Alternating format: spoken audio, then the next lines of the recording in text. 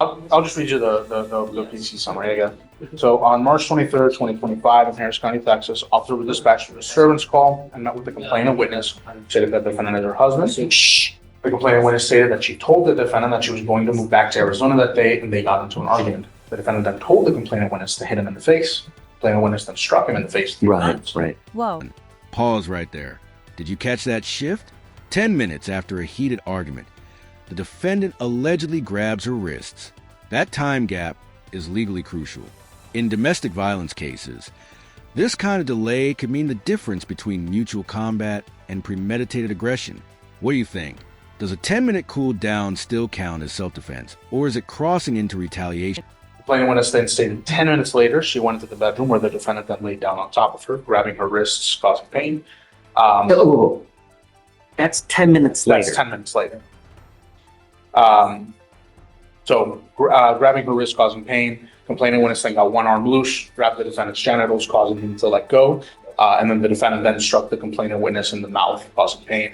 And the officer observed the complaining witness to have bruises on her arms and injuries to her top and bottom lip. How is it? I think we are omitting some things that's pertinent to the decision that you're going to make. What?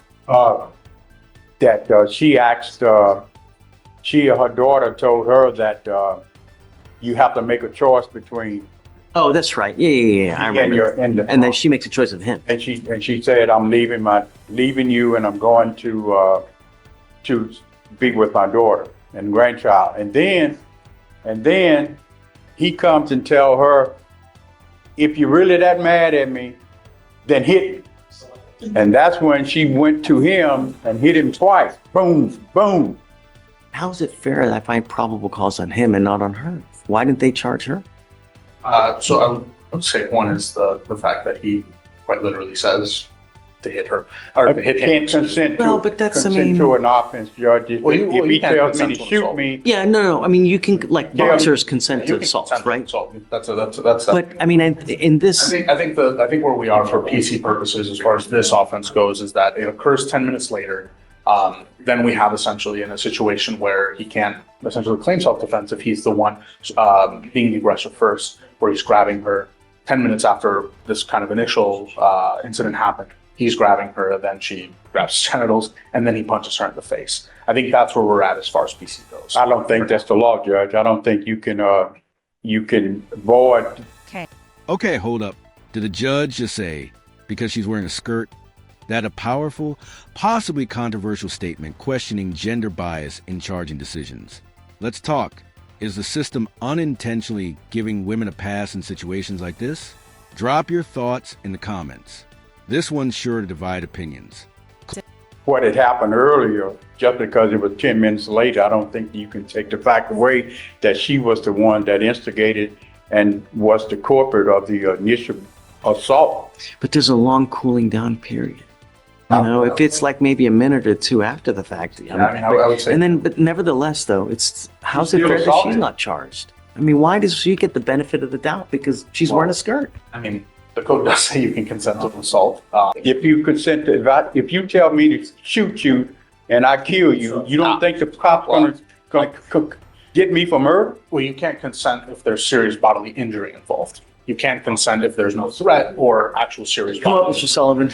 less than the serious. I mean, an assault does occur in this case with him and her, but there's also another one that Right. occurs, you know? So I would argue, Judge, that at this point, with the charge that we have, that's going to be fact issues that I'm sure we're going to parse through moving forward. But I think that's. and I think it'll work to the benefit, you know. So, Mr. Sullivan, I'm going to find that there's sufficient probable cause to go forward with your case. Don't have any contact with this person, please. The only thing I'm going to ask you to do is don't pick up any new cases, don't have contact, and don't be possessing weapons. I don't know why they didn't charge the other person. I don't understand, and I don't know. But be it as it may, just don't have contact with this person. I think that, you know, it's just could be like a rumbling volcano, and the last thing we want to do is we don't want anything more to erupt. We don't want further charges, and just, you know, and I think that, you know, they'll take it into account when you guys are talking about this case, but just stay away. That's all I'm asking you to do. Okay. Well, Judge, with all due respect, I don't think it's too late to not to file charges against that person. I mean, I've seen cases Right. where there are 5 charges. That's not me. That's up to the DA's office and intake whether they, Then I think the DA's office should take that in advisement to file charges against the person who was the actual initiator of the contact between these parties. If they do it all the time, I've seen cases where the district attorney filed cases 1 year later, when they know that there was evidence to substantiate the filing of a charge against somebody. who knows, maybe it will. I don't know. Do you mind filing no contact, no weapons? I've given you a lawyer. All you'd have to do is just stay in contact with Mr. Dixon. He'll tell you if and when you have to come back to court. I'm going to waive your appearance so you don't have to waste your time coming to court. Just stay in contact with him and he'll tell you if and when you have to come back. Thank you, Your Honor. Don't leave until you sign the bond conditions. Once you sign them, you're free to go. If I run out, if I get put some money. Go. money on my- Take your time. Okay. Just come back. Okay, I will. Thank you, sir. Thank you. Take care, sir. Greg, this gentleman with you. He is co-defendant with the other one, Your Honor, if I may. I'll wait. So I heard everything y'all said. You want to go first before I start my spiel here? Which co-defendant? Oh, yeah. What's the last name? This is Doty. Doty? This is Doty, D-O-T-Y. So, Mr. Doty, you're wanted out of the state of Louisiana for a particular charge. I think it's like a theft or whatnot of a car. Your lawyer, are you asking for a bond? Your lawyer's asking me to set you a bond, but I don't know. I've never met you before. I don't know anything about you. The way I get to know you is how you look on paper, because that really tells me who you are, whether to grant you a bond or not. The good news for you is that if it doesn't happen, we have so many buses coming in and out of Louisiana into Harris County because we have a lot of Louisiana people here that I'd say might be at least once, if not twice a week, there are buses coming in and out of here, shuttling people to and from Louisiana. Mr. Kim. Your Honor, same as the previous approach is that this is one of 4 occupants of the vehicle of a vehicle that was stolen earlier that day in Louisiana, and they traversed the state lines, being apprehended in Harris County. State would be opposed to a bond due to flight risk of traversing state lines. The same day they stole the vehicle, felony out of Louisiana, where they were captured on surveillance video. Any criminal history? No, Your Honor. If I may, Your Honor, he has no ties here. He lives in Natchitoches County, okay, Parish, I'm sorry. His address is 500 North Street, apartment, what did that say? A4. A4? H. H4, Louisiana, zip code 71457. He lives there with his mother, Cynthia. He, 2023, got his GD from a program there called Ben Johnson. He also works at Pilgrim's Pride, which is a chicken plant. And so why are we holding him and paying him to pick him up? I would ask for general order bond, and he's going back to Louisiana. He's not staying here. That's where he lives. That's where he resides. And he can go post bond, get his lawyer, and deal with it. If he was charged with this in Harris County, this would be a criminal trespass. He's not the driver. The driver's charged in the 177th for unauthorized use of a motor vehicle. So if the appropriate charge in Harris County, if they had even been charged in Harris County, would have been a misdemeanor trespass. I'm not going to give him a PR bond. I mean, he's a fugitive wanted from another state. Well, he's an 18-year-old kid. I would ask if you would go lower than... You need to understand, Mr. Doty, that actions have serious consequences. You're only 18. You hang with You dogs. hang with dogs. You get fleas. The judge isn't just handing out justices. Handing out life lessons. Handing out life lessons. This moment turns into a courtroom TED Talk on accountability. accountability. But here's the bigger question. Should judges moralize during bond hearings or just stick to the law? Let's hear it tear these truth bombs helpful or over the line. Are you 18? Sorry. How old are you? 18. You're just now starting your life. And when you hang with dogs, you get fleas.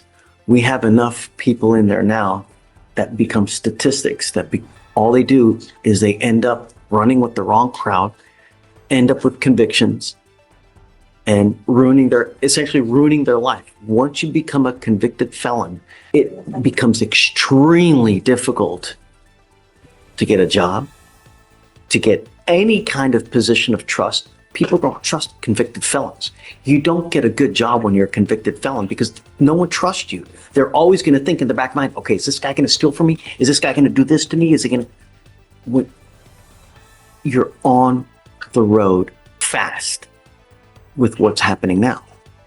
Your lawyer wants me to give you a very low or free bond, but I can't. You are wanted out of another state. You are an inherent flight risk. And the problem is, any bond I set here now, because of the nature of this case, you're going to have to pony up a majority, if not all, of the bond because you're wanted out of another state. The thing is if you don't have anyone to pony up that money, your mom is a single mother, or she's probably working her butt just to make it survive.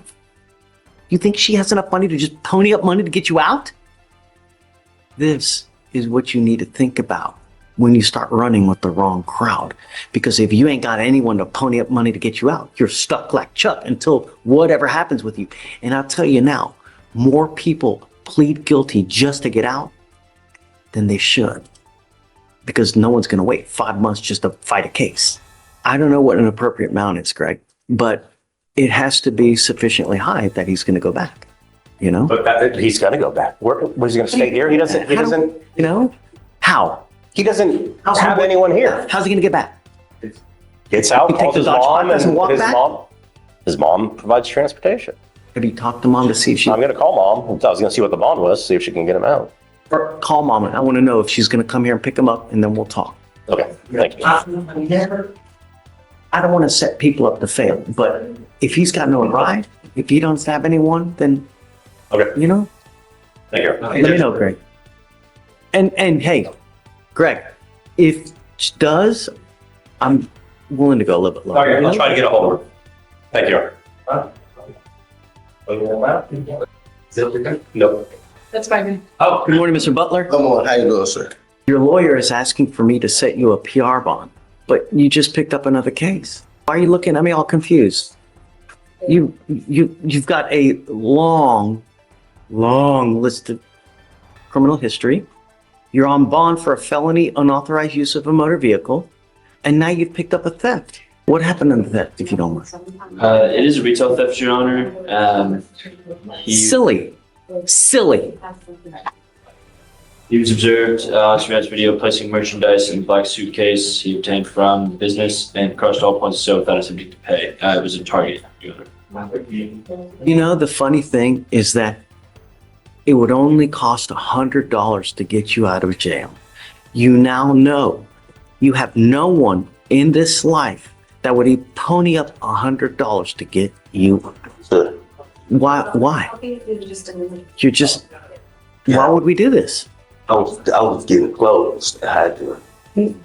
Okay. I don't want you to talk about the case, but Mr. Butler, with all your criminal history, who do you live with?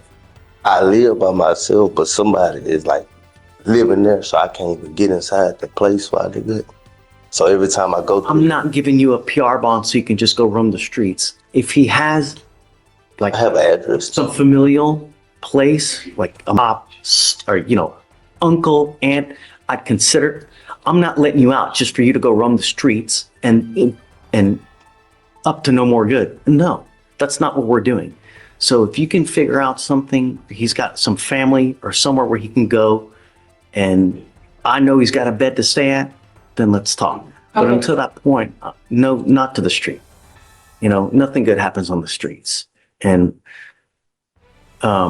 if I let you out, I'm going to have you come testing all the time because I don't want you using any of it. Do you understand? Sir.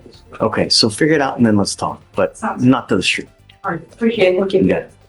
You have Am the, I approaching? I haven't, Judge. No, we're waiting for. I'm ready when you are. For my guy? Oh, they got You it. can bring him out next. Okay. Good morning, Mr. Living. How you doing? Oh my goodness.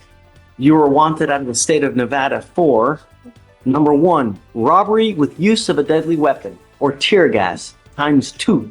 Burglary while in possession of a firearm or a deadly weapon, ×2 counts. 3, kidnapping, first degree with the use of a deadly weapon or tear gas, ×2. Number 4, conspiracy to commit kidnapping, first degree, ×2 counts. And 5, conspiracy to commit robbery, ×2 counts. Are you waiving formal extradition, sir? Are you waiving the proceedings that we talked about? You want the 14 days? Yes, Judge, he's waiving. Okay, good luck, sir. Thank you, Judge. Does he need to sign it all? He does. He needs to sign right there. Okay. If you need a pen, got one? I got one, Judge. That was living. Living, I'm not done with you. You in Civil War? You want some? Get moving. Okay, thanks, Thank you. Leonardo. Appreciate it. What's that call about the dirt bag? Okay, cool. What happened? Lamar Mesa. Is discovery complete on this house? State. Your Honor, there was surveillance video that we used with that. It's not going to see. Front one camera, dash camera, and surveillance video. I can use that. Please get on it. This case is 1,256 days old. If you ever take off on me again, I'm gonna make your bond so high you're gonna have teeth falling out. Do you understand? As of today, you will get an ankle monitor so I know where you are at all times. I'm giving you 30 days from today to make a decision on what to do in this case. We will either set you for trial or you must accept the plea bargain from the state in 30 days. And like I said, you ever take off from me again, your bond will reach the clouds. Do you understand? Where is this that, is this a co-defendant of the other one? I mean, are they the same day for real? Remember the one we had earlier today? Ms. Okafor. Great. Oh. Great. What was that? Defendant, what was that one? Nieves was that? Oh,